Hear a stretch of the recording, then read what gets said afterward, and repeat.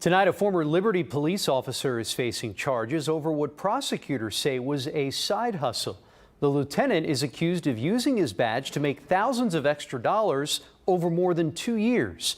Our Bryce Newberry went to Liberty to get the details. A source close to this investigation tells me the lieutenant used a law enforcement database to run background checks for local businesses, charging $50 a pop dozens and dozens of times since November of 2020. 56-year-old Philip Fairchild, former Liberty police lieutenant, is on the other side of the law tonight, charged with abuse of official capacity. According to court documents, he used the police department's TLOXP database to conduct background investigations for private organizations. It would go beyond a regular criminal history check. It would be a more extensive criminal history check that would invade people's privacy.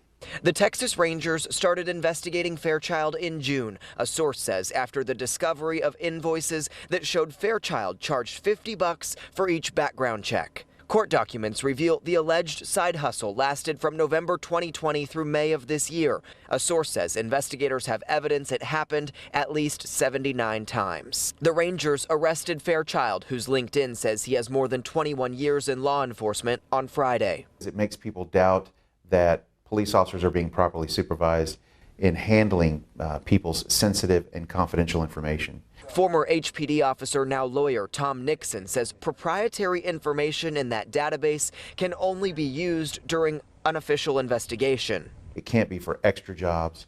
It can't be for a private employer. The database keeps record of protected victims of sexual offenses. Nixon says one of the reasons it's even more concerning if that information ends up in the wrong hands. It causes, people to hesitate to want to talk to the police if they think their information could be abused in the future.